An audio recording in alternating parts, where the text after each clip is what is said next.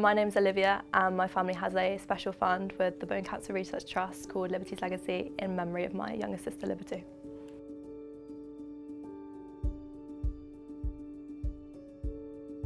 Liberty was diagnosed with Ewing sarcoma, but unfortunately she was misdiagnosed for roughly 18 months.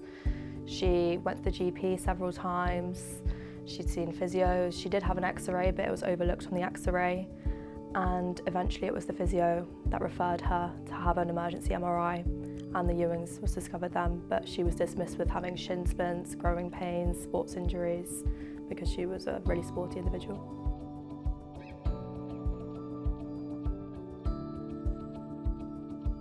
In terms of Liberty's diagnosis, she was struggling with the intermittent leg pain. We went to the GP, and because she was very sporty, it was constantly dismissed as being shin splints, growing pains, minor sports injuries.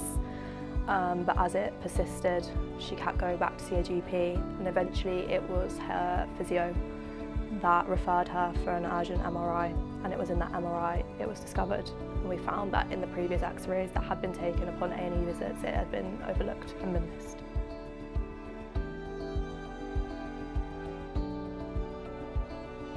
Libs entered into the Ewing 2012 trial, and she was given the Euro arm of the trial. As per that, she received 6 rounds of chemotherapy where she was an inpatient for roughly a week at a time. After that, she had her limb salvage surgery, which took 9 hours, and then following that, she was due to receive a further 8 rounds of chemo. But after 1 round, we received the results back from where her tumour had been removed, and it was found that despite the fact they had cleared margins, there was only 70% necrosis. So we were advised that she should have high-dose chemo and a stem cell transplant.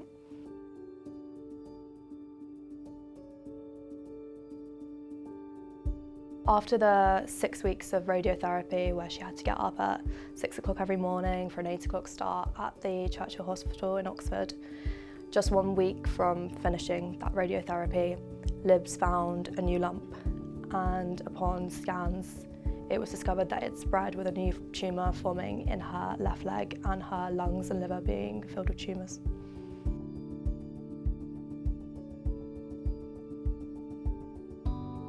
Nearing the end of Liberty's life, I think one of her greatest fears, she had 2. One was that she'd be forgotten, and the other was her wish was that we fundraise in her name so that no further children suffered the way that she did.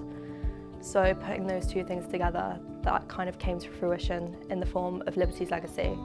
And we discovered BCRT, and for us, BCRT provided a community through which we could continue doing amazing work, raising money, but they could provide us with resources, and we could come together and collaborate to really achieve something big and great together.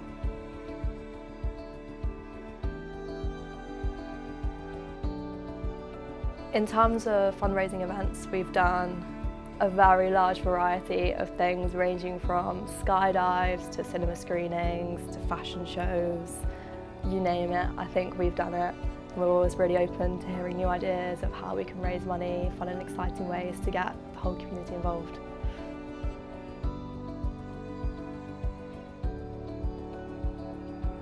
To anyone who's thinking about setting up a special fund, I would 100% recommend that they do it, because not just from a research point of view, which we all know is absolutely vital, but for myself and my family, I think it's been a really healthy and amazing outlet that we can put our energies and emotions into something productive to remember Liberty and honour her last wish and her legacy.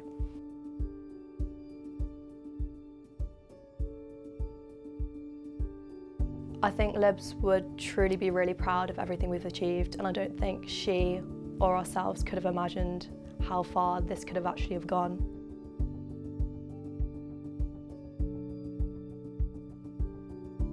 It's just great to see that her legacy is living on, and she's being remembered, and people are being helped in her name.